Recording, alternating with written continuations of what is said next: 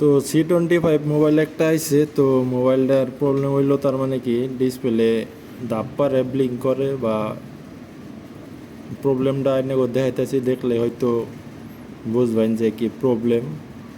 তো রিয়েলমি লেখা আয়া তো অল্প টাইম থাকে,